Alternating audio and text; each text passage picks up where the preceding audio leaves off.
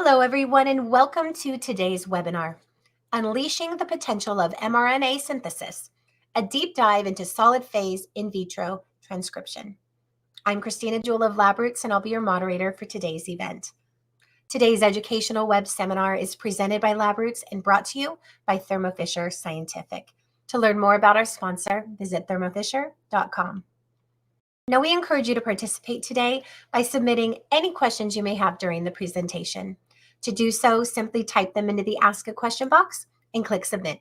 We will answer as many of your questions as we have time for at the end of the presentation. You may also submit any technical issues here as well if you have any trouble seeing or hearing the presentation. I would now like to welcome our esteemed speaker, Dr. Iwona Grad, Staff Scientist, Thermo Fisher Scientific, Oslo, Norway. For a complete biography on our speaker, click the biography window at the left of your screen. Dr. Grad, welcome. We're so happy to have you. You may now begin your presentation.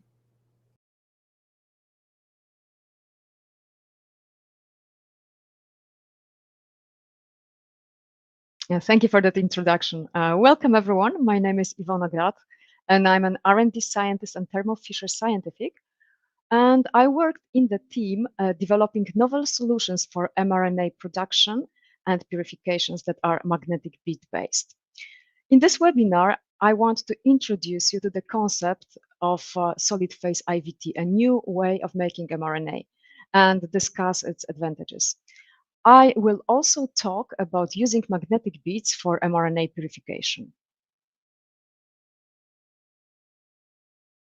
mRNA became the center of attention in 2020 when everyone heard about the new type of the vaccine, mRNA COVID-19 vaccines that were deployed by Pfizer and Moderna to fight a SARS-CoV-2 pandemic.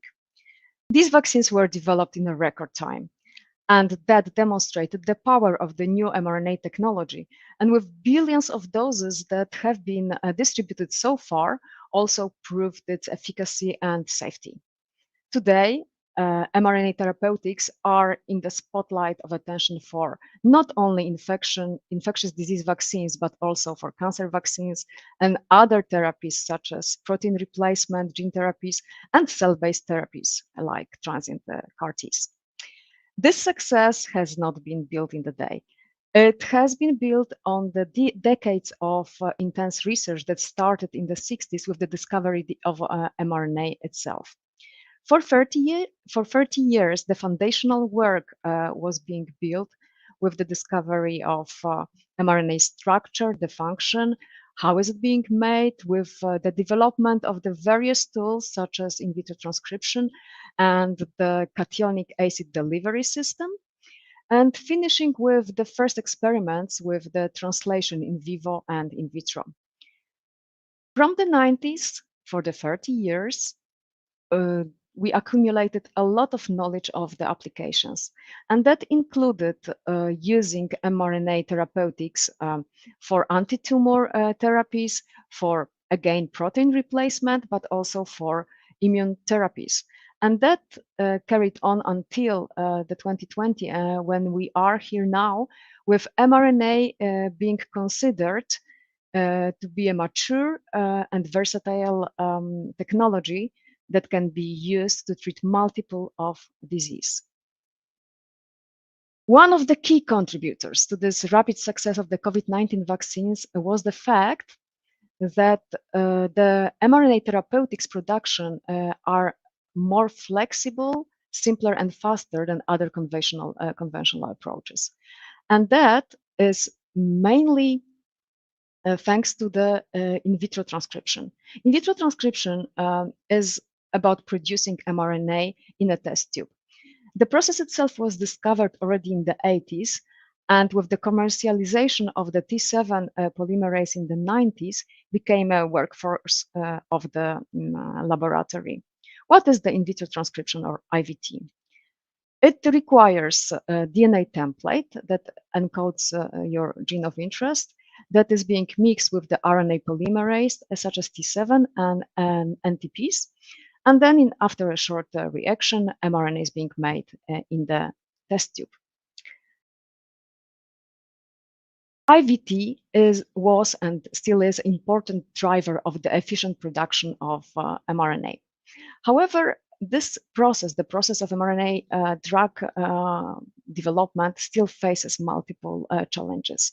As you can see, the process is long. It starts with the synthesis of the template DNA, the choice of it, and after multiple steps, ends with filling of the final drug product. Today, I would like to concentrate on the two crucial steps for the mRNA drug production, which is mRNA synthesis and mRNA purification step that are shown here in the red. When considering the safety of mRNA drug substance, there are still a lot of consideration about contaminants. Those include host DNA from plasmid production and endotoxins that come with it, but also residual DNA template that can end up mixed with the mRNA, and the presence of a double-stranded RNA that comes from the in vitro transcription process. The entire process of mRNA production is lengthy and starts with time-intensive considerations of template design and IVT optimization, and then ends up with multi-step and non-scalable purification process. That all adds to the cost, and with expensive reagents, you really want to design a process that accommodates your needs with minimal number of steps. The technology that we propose to meet some of the mRNA production needs is based on Dynabeads magnetic beads. What are Dynabeads? These are mono-sized paramagnetic beads that come in different sizes and with different surface chemistries. With a rich history of over 3 decades in research and regulated markets, those beads are able to isolate any type of molecules, from proteins via nucleic acids to cells and exosomes. We have also introduced new products to expand the application to RNA-based drug discovery and development as well. We have developed 2 new products for solid phase mRNA production: in vitro Dynabeads streptavidin for in vitro transcription, and Dynabeads carboxylic acid for RNA purification with its accompanying buffer. The first bead, Dynabeads streptavidin, is used for the mRNA in vitro synthesis, while the second one is used during solid phase mRNA purification process. So what is the solid phase IVT, or solid phase mRNA production? In this slide, you can see the comparison of the traditional standard in solution production of mRNA compared to the solid phase IVT. If you follow the workflow on the left, this is the standard way of producing mRNA that starts with normally with the plasmid that needs to be digested to have a linear DNA template for the next step. After the plasmid is linearized, the mixture of plasmid enzyme needs to be purified, so the DNA template can be added to the in vitro transcription step. After IVT, we get a mixture of DNA and RNA, and this DNA needs to be digested to be removed in the next step. This is usually obtained with the digestion with DNase 1. After that, we have a mix of the crude mRNA, plasmid template DNA fragments, and the leftovers of the IVT reaction that needs to be purified. This is usually done with the multi-step chromatography or different type of columns. In our innovative approach to IVT, we attach the biotinylated DNA template to the streptavidin bead.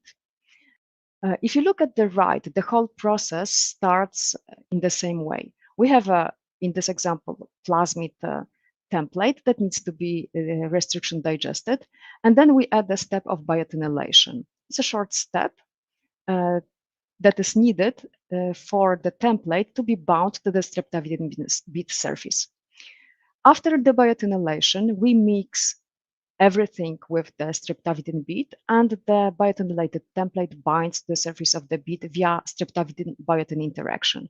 There is no need for purification in between, as this binding to the bead surface is the purification step by itself, and the rest of the components of the restriction digestion are left in the solution. After this, an in vitro transcription mix is added to the bead and the template, and the IVT proceeds as in the standard reaction. After IVT, the bead is put on the magnet and the template is removed from the mix in this step. Supernatant contains crude mRNA without the template DNA. This crude mRNA is then added to the carboxylic acid bead for the purification, our second bead, and then precipitated on its surface when the purification buffer is added. After washing the beads, the pure mRNA is eluted from its surface.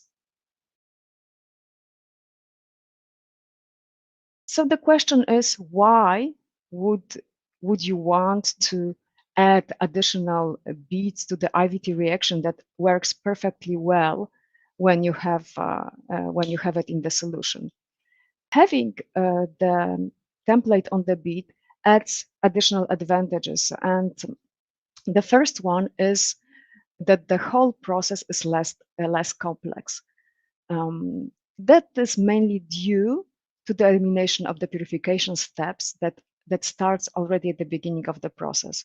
There is no need to purify the plasmid template after the restriction digest, and that is also important in the context of the purity of them and the safety of the product afterwards. During the or after the IVT step, there is no need of the template digestion with DNase 1, as template DNA is removed from the mixture by placing the bead on the magnet. That also allows the reuse of the template. The template can be either stored for use in later, or it can be also used again immediately with a fresh IVT reaction components added to make more mRNA. And the last, in the last step, we do have a decreased complexity of the mix after the IVT that allows simplified purification, that is a one-step purification on the carboxylic acid magnetic bead, and that replaces multiple chromatographic steps that are normally used. So to summarize, we do have simple and faster process that decreases time and cost, and we have an increased safety that comes from the fact that only the biotinylated pieces of DNA will bind to the bead surface. That means that no host DNA will be present in the IVT reaction, neither will endotoxins. Also, we have no DNA digestion need because the template will be removed on the bead surface. Yes, importantly, both carboxylic acid bead for RNA purification and streptavidin bead for IVT can be reused up to 6 times. That is also decreasing the cost of the whole process. The advantage of using magnetic beads is the simplicity of this use. In this video, in real life, how the beads are behaving in the manual workflow, you can see the tube with the beads and IVT reactions is placed on the magnet, and the supernatant is removed with the pipette. Here, the beads are mixed with the buffer to resuspend them. Both streptavidin bead for in vitro transcription and carboxylic acid bead behave in the same way.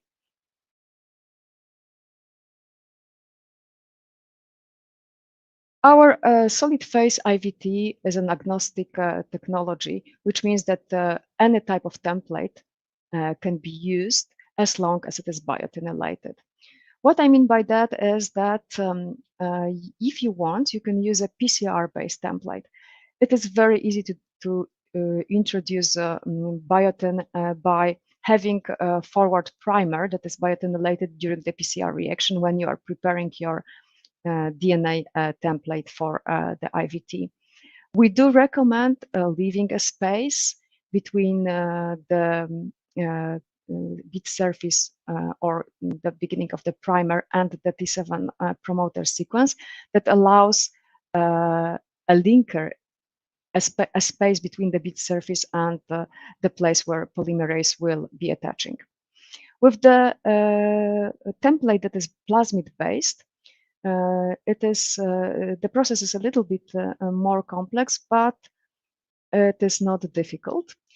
So after the digestion with the restriction enzyme, which site is usually placed at the end of the poly A tail, we do use Klenov fragment and biotinylated DUTP to fill in the end that later serves as the attachment point to the bead surface.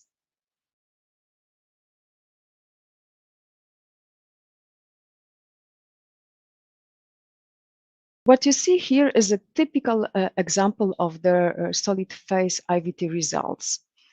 We have normally, on the left, you see the immobilization efficiency that comes from two different PCR-based templates and the plasmid in duplicates. And as you can see, we normally have over 90% of the immobilization efficiency to the bead surface.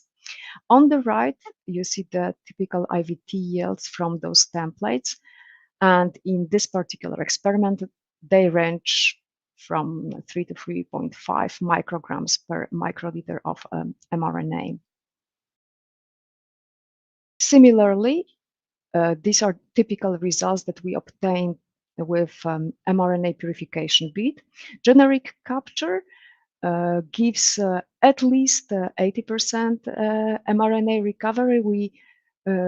As you see here, but we routinely obtain over a 90% of the mRNA recovery, which is quite high compared to other purification system. On the right, you have results of the ion exchange chromatography that was performed on the samples that were before and after purification for both PCR and plasmid-based template mRNA. And as you can see, all the peaks that are on the left are removed, and they represent the impurities such as nucleotide, and almost all of them are not there after the purification. As I said, the template on the bead can be reused, and this actually was one of the basis for starting this project. We had a colleague that had a need for producing some mRNA from time to time, and she got really fed up with having to prepare the template for it each time she had to run the experiment. So she decided to put the template on a streptavidin bead, and then she could have it in the fridge and take it out each time she needed to run an experiment. Our streptavidin for in vitro transcription can be reused up to 6 times. And as you can see on the left, after each time you get a consistent yield of the mRNA obtained.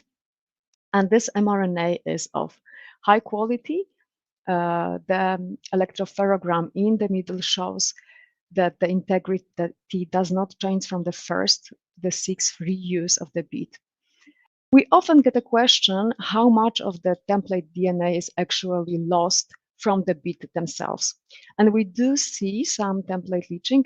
These are very small quantities that, as you can see in the plot on the right, it is in picograms of DNA per microgram of RNA. What you see here is the template that is present in the crude RNA without any purification steps. The carboxylic acid bead for RNA purification can also be reused up to 6 times. And again, the reuse gives consistently high recovery of the mRNA that is routinely over 90%, as shown on the left plot. This RNA is of high integrity. Note in the middle electropherogram the comparison of all the 6 rounds of the bead reuse as compared to the crude mRNA in blue. The peaks overlap, and the RNA is of high integrity, even if the bead was used 6 times. The process, the purification process, has got a very small protein carryover. We have measured that you remove over 99% of the proteins during the purification step. With this slide, I would like to go back to the contaminants of mRNA product.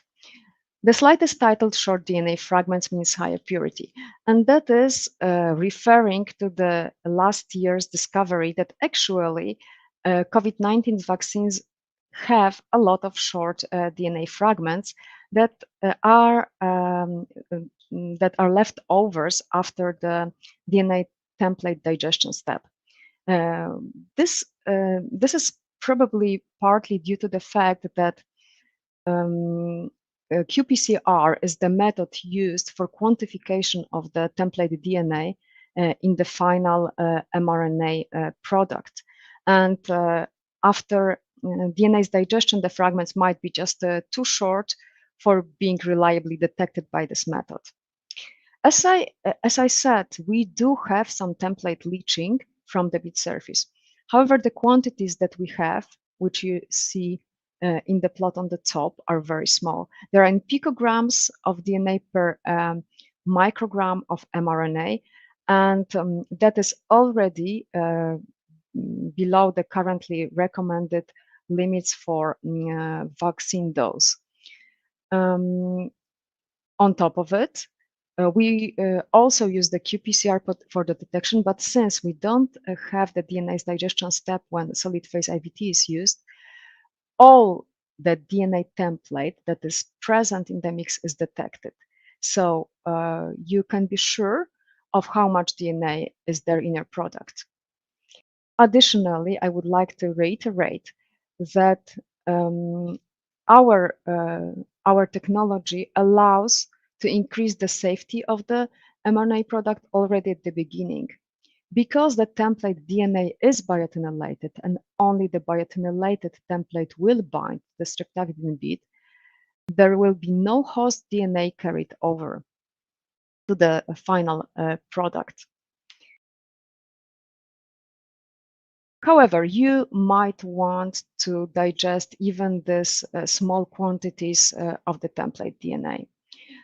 If you do that, we have shown that short DNA fragments do not bind to the surface of the carboxylic acid for RNA purification in certain conditions. And this is shown in the gel in the middle. You can see the DNA ladder was purified with differently changing ratios of the volume of the nucleic acids to the volume of RNA binding buffer that is shown on the top of the gel. When you increase the quantity of the RNA binding buffer, the volume of the RNA binding buffer, you can see that the shorter fragments do not precipitate on the bead surface. We currently recommend using 1 volume of the crude mRNA and 1 volume of the RNA binding buffer, which would eliminate all the fragments that are below 200 base pairs. The last contaminant that we often hear about is double-stranded RNA. What you see here on the right is the dot plot that compares crude and purified on the carboxylic acid bead mRNA, and with when increasing concentration of the RNA was loaded on the blot. You can see that there is a slight reduction of the quantity of the double-stranded RNA after purification. However, the bead does not, or this purification method does not remove completely the double-stranded RNA from the final product. It is important that the mRNA that you produce is functional. And in those experiments that you see here, we wanted to demonstrate exactly that. You have the mRNA expressing firefly luciferase, which is of a medium size length. And we have used both PCR-based template and plasmid-based template. In the top left corner, you see that the yield of the reaction from both of the template types was very similar. Then in the B panel, you see very good purification efficiency on the carboxylic acid bead that led to the mRNA with high integrity that is shown on the right. That mRNA was used to transfect HeLa cells, and in the bottom left, you see the luciferase expression that comes from both PCR-based PCR template-based mRNA and plasmid template-based mRNA. You can see the difference here that highlights the fact that the template optimization is needed for having the right mRNA product at the end. That is not dependent on the technology used, and the middle panel shows the comparison of the functionality of the mRNA that was produced using the solid phase IVT. This is the dark blue color, and the in solution IVT with the light blue. And again, the plasmid-based mRNA is much more functional than the one that was produced using the PCR-based templates. But then again, that is independent of the method of the production of mRNA and reflects the need for the template optimization.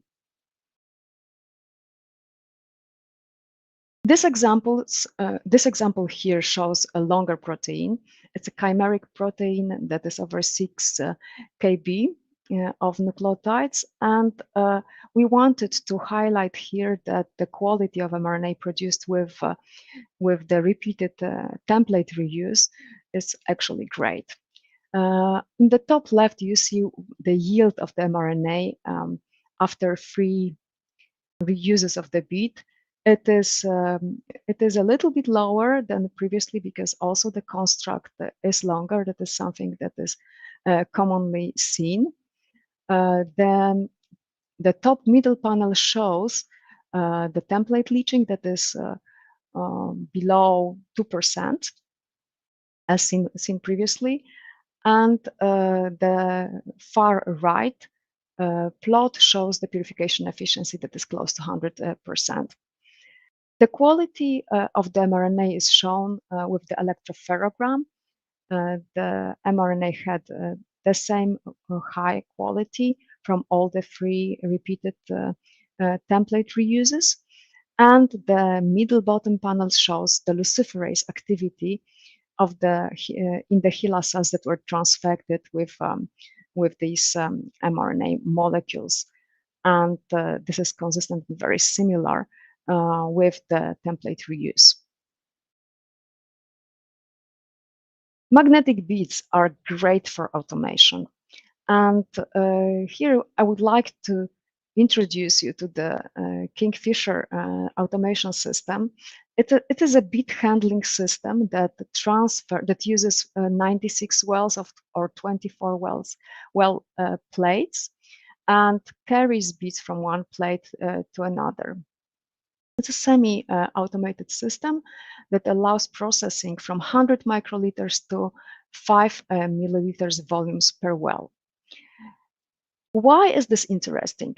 This is especially important during the screening phase of your construct when you want to optimize the codon usage, the length, and the complexity of your poly-A tail, maybe using different nucleotides or capping analogs. All this often requires a lot of work and screening a lot of different reactions. If you could automate it and put it into a plate, you could actually screen 96 samples at the same time.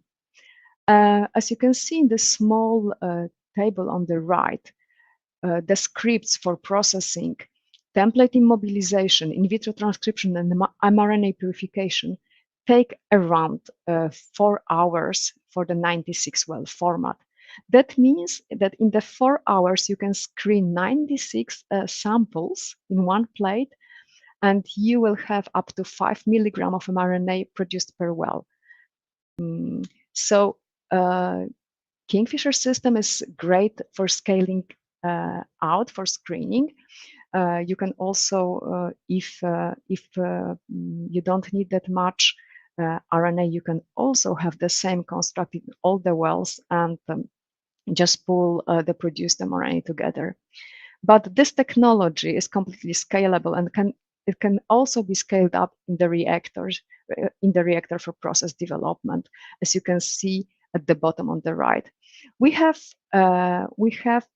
experiments from 100 microliters up to 1 liter that shows a complete scalability of this technology. And as you can see in the plot on the right, that the quantity of the mRNA produced is linear, which means it depends only on how much IVT reagents you and the DNA template on the bead you put in. The results that you obtain using the Kingfisher automation system and the manual work are exactly the same.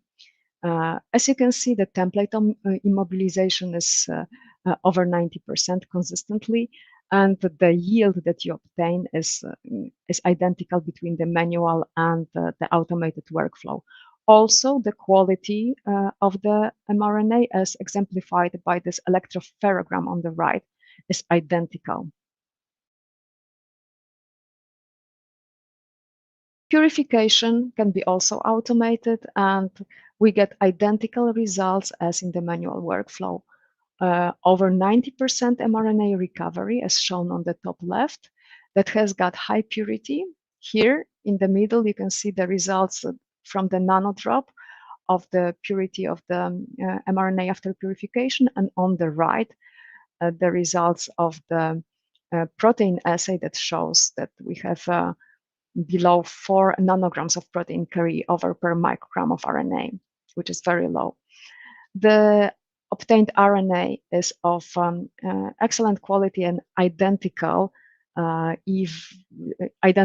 the manually processed samples. This slide shows a case study that we performed with the scale-up IVT in the glass reactor. You can see the setup on the in the first picture. Probably the reactor is more visible in the second one. You can see the beads on the side of the glass during the template immobilization and the solid phase IVT. The results that we obtained were identical to the small scale. And those results you can see in the bottom.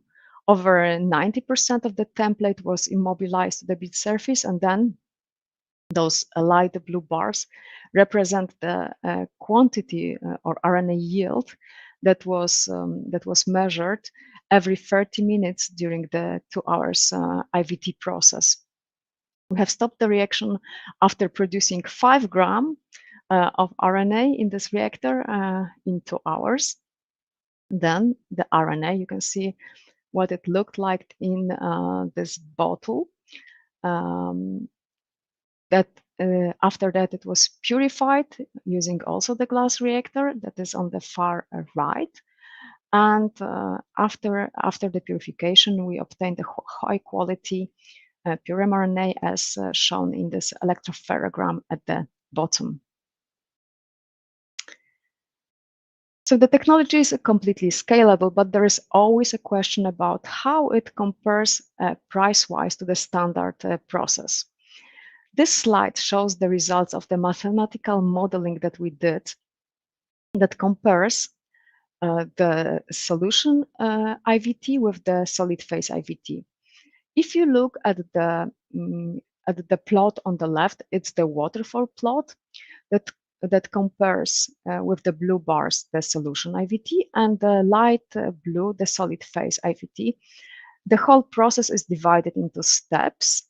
There is template preparation step, immobilization, IVT capping, and the purification. This panel shows the cost of CapEx and OpEx, which means the cost of the equipment and the cost of the reagents per IVT step when the carboxylic acid bead for the purification and the streptavidin bead for the solid phase IVT are reused 6 times.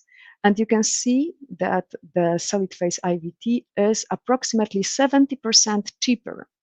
So you can have 70% cost savings, which comes mainly from the high cost of the purification equipment that is exemplified by those green bars. However, sometimes you just want to know what is the cost of the reagents in all this.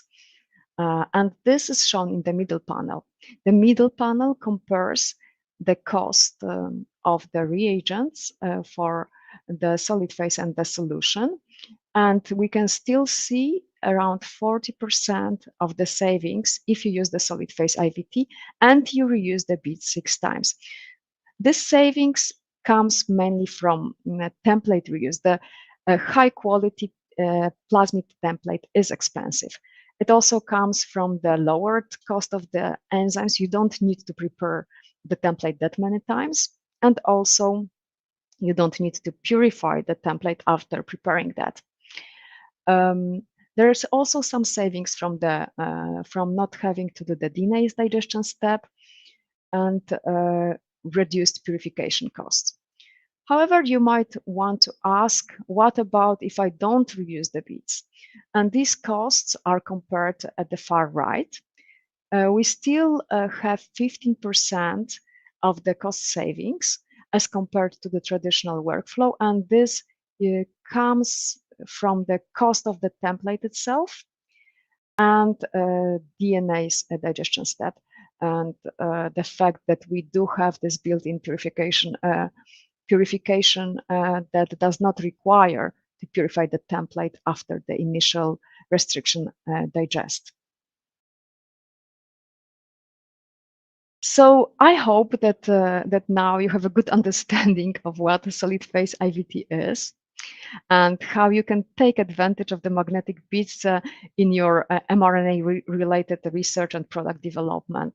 Thank you very much for your attention, and I would like to open for questions.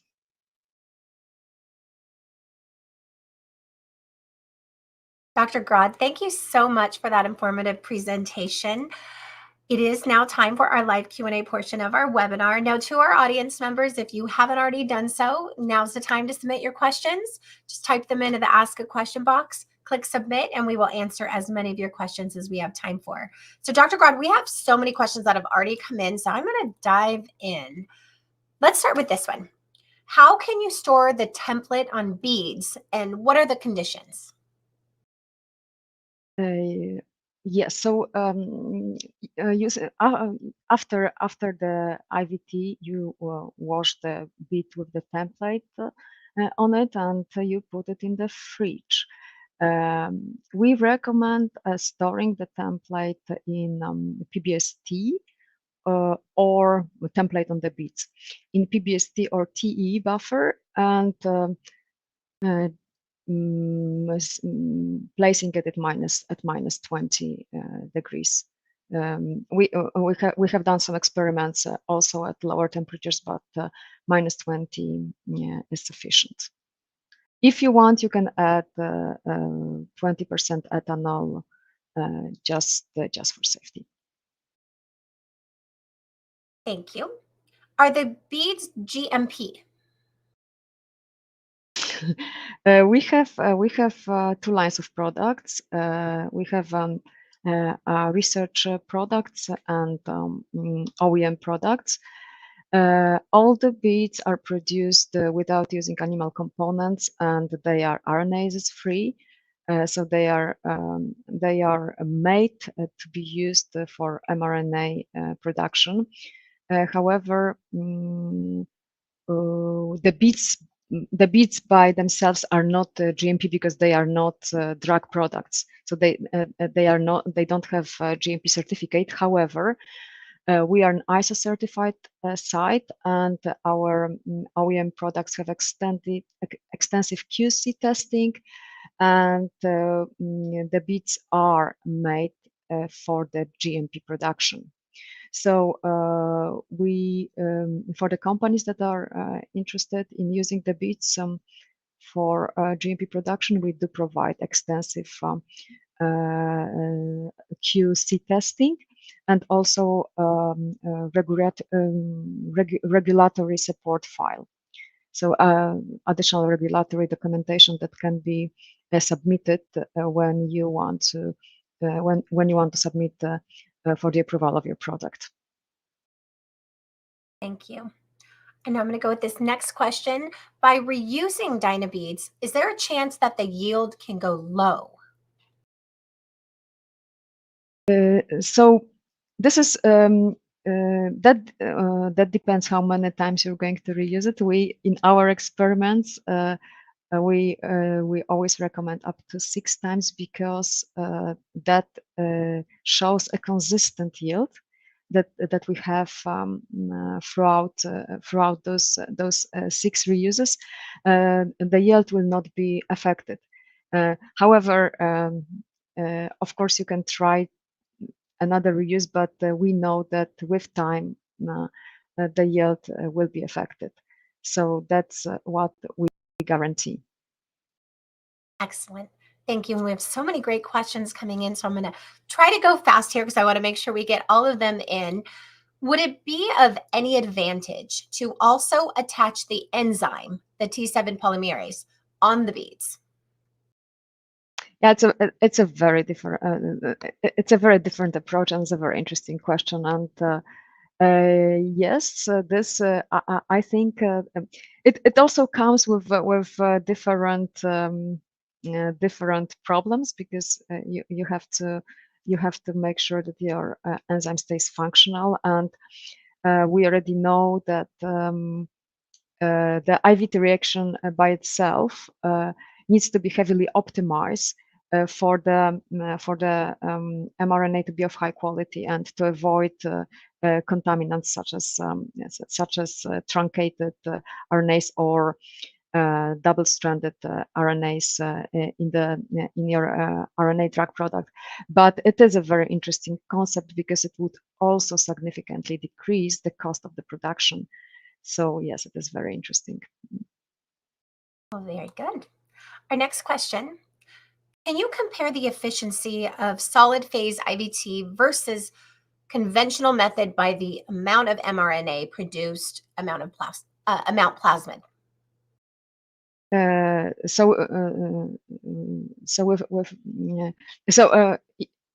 understand this question that you're asking how the yield compares for our technology for solid phase IVT and the one in solution. It is a different technology, and we do see that on average, if you run the reactions in parallel, you will get around 20% lower yield that you would get if you had the reaction in the solution. This can be compensated by increasing the time of the reaction.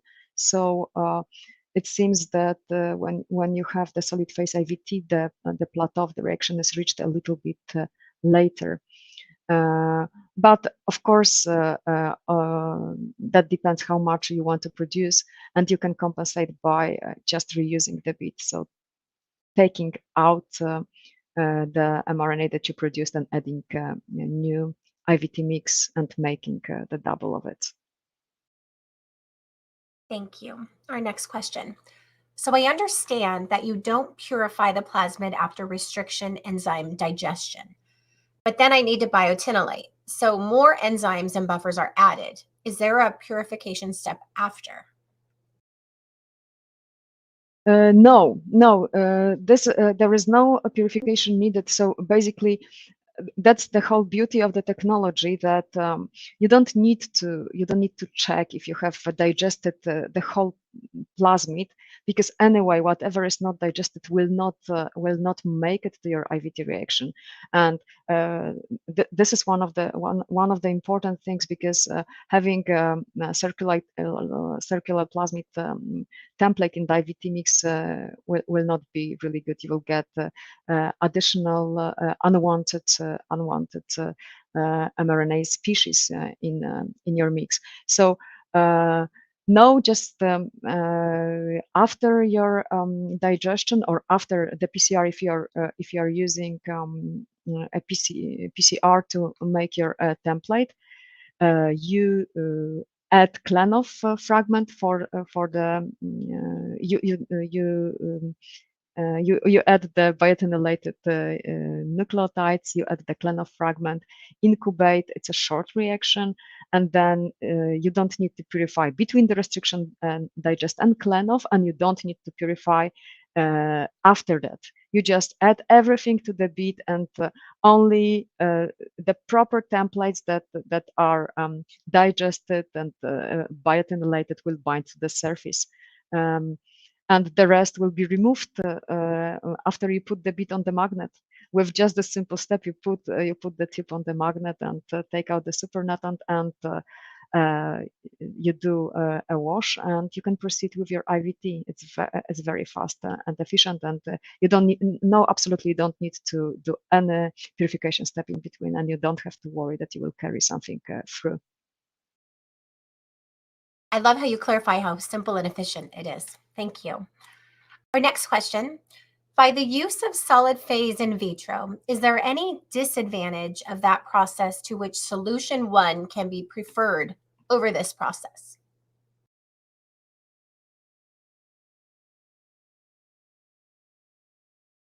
So you're well, I don't see those disadvantages. We have compared the quality of the mRNA that is obtained. We see that it is identical. So it also, the technology is compatible with different polymerases.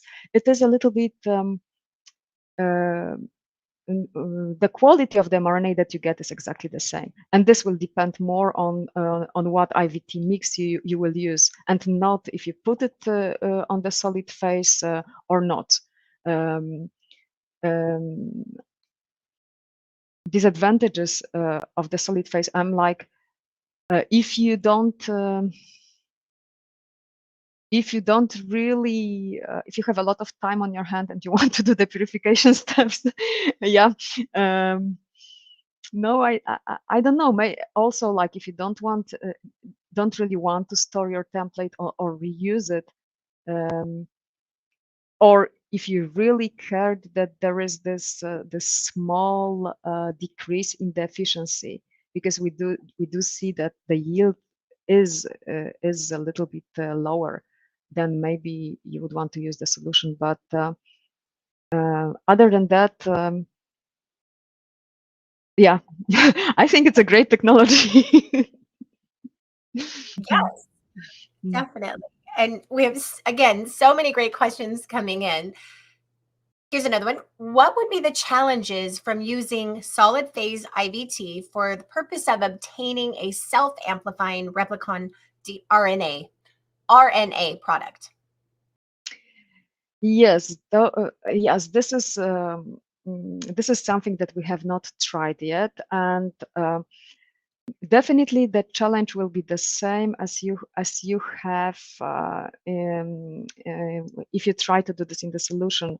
This is the self-amplifying RNAs are usually very long, and working with IVT and long mRNAs, it is always a challenge. And this challenge does not go away if you use solid phase IVT. So you will have to heavily optimize your IVT for that. Other than that, if you are able to place the biotin at the end of the molecule, it should be okay.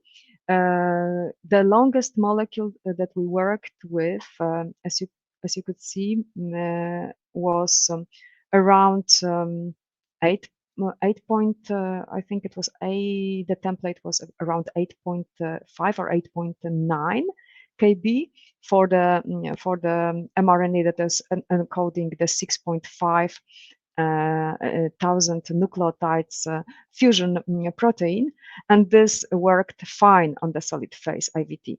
But we do see that with the increased length, you have the decreased yield. That is something expected. So we have not tried.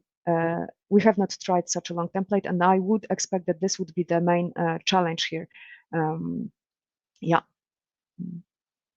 Very good. Thank you. Let's talk about Kingfisher. What is the maximum amount of mRNA that one can make using Kingfisher? Yes, yes, great question. But that's I will have to do some calculations. That really depends on the IVT mix that you use and the template that you use, because the yield is very much dependent on that. You probably know that also if you want to do the in-process capping, the yield will also drop a bit. So in the examples that I have shown, we routinely get around 3-4 microgram per microliter yield, and then if you use the 24 well plate, the maximum volume that you can have per well is 5 ml. So it would be what 15 yes, about 15 yes. So yeah, I think that then if you have the 24 wells altogether, it would be almost half gram of RNA. Yeah. Yeah, this is, as I said, this is, you have to look at this in the sense of the volume and how efficient is your IVT. Up to 5 ml per well. That's what the Kingfisher systems are capable of. Thank you. Now I have several questions coming in regarding storage. How much RNA binds to the purification beads? What is the binding capacity of the beads? Okay, so this is not a storage question. I guess this is more of yes, of the purification question. Yeah, this is yeah, we have checked multiple quantities, and we do see that if you overload the bead, you are going to have like a gelling effect that will too much RNA will prevent the beads from going to the magnet. Therefore, we recommend using up to 500 micrograms of the RNA per 300 micrograms of beads. That would be about 1.7 milligram of RNA per milligram of bead, which is a very high capacity. But we wouldn't recommend of going of using increased concentration of the RNA if your RNA is also longer. This needs to be a little bit optimized. You can get slightly lower yields of the purification, so not as expected over 90%, which is actually very high. When you think about the purification, column-based purification, you very often lose a lot of materials. So if you have 70% purification yield, this is great.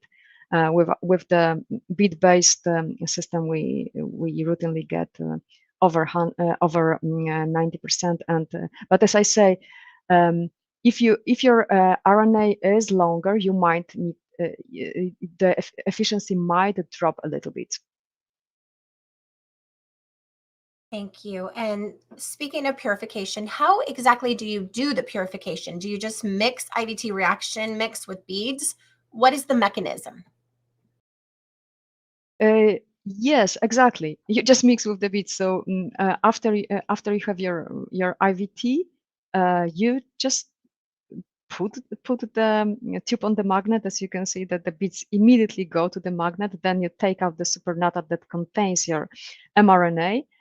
You add the beads, and then you add the RNA purification buffer that is causing the precipitation onto the bead surface. It is also important that you add the beads first, so you don't precipitate something on the walls of the tube.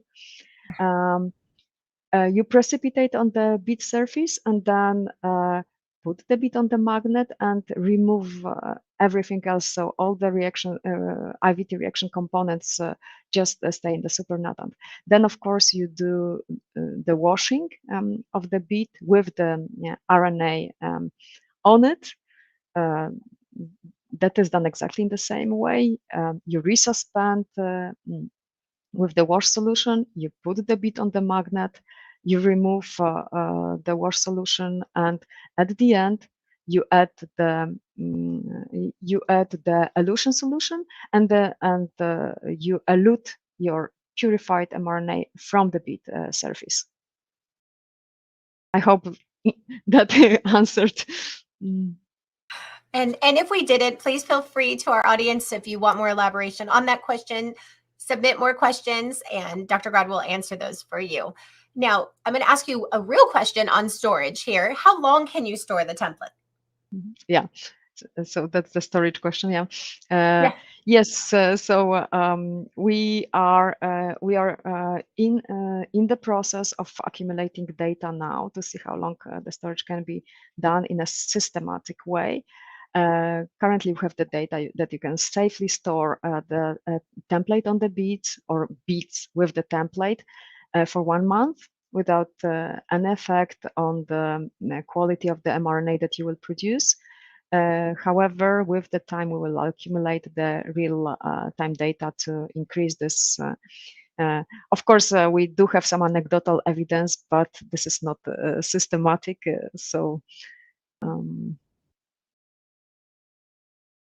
Dr. Grad, we have time for one more question. Now, regarding the elution buffer for RNA recovery, the final step, which buffer do you recommend, and can water be used to elute it?